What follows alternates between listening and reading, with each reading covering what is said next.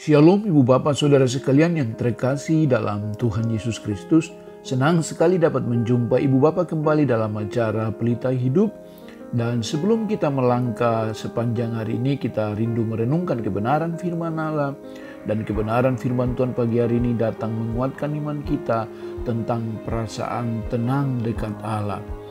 Ibu Bapak yang Tuhan Yesus kasihi, orang yang tenang adalah orang yang dekat dengan Tuhan. Sekalipun dia mengalami pergumulan, bahkan di tengah badai sekalipun, dia dapat tenang karena tangan Tuhan yang kuat ada memegang. Keyakinan ini akan terjadi ketika kita meyakini bahwa Tuhan itu tidak jauh dari kita. Dia tinggal berdiam dan bertata di hati kita.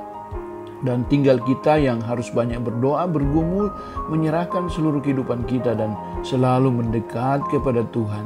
Jangan pernah jauh dari Tuhan, tetapi selalu mendekatkan diri kepada Tuhan.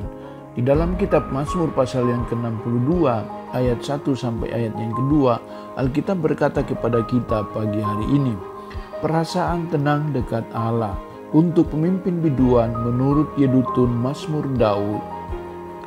Hanya dekat Allah saja aku tenang, daripadanya lah keselamatanku. Hanya dialah gunung batuku dan keselamatanku, kota bentengku, aku tidak akan goyah. Hanya pada Allah saja kiranya aku tenang, sebab daripadanya lah harapanku. Hanya dialah gunung batuku dan keselamatanku, kota bentengku, aku tidak akan goyah.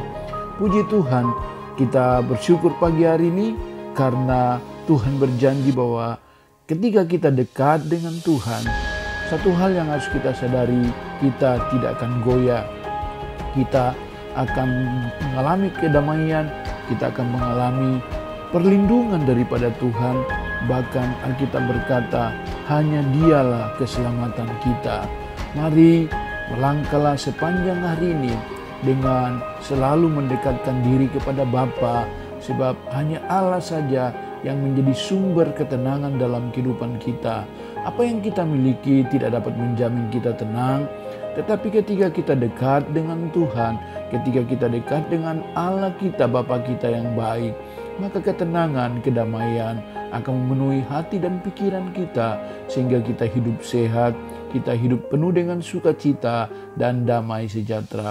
Pilihlah hari ini untuk selalu mendekatkan diri kepada Tuhan, lewat doa dan puasa, lewat perenungan firman Tuhan, lewat pujian dan penyembahan kita kepada Tuhan, sehingga kita mampu melewati setiap pergumulan hidup.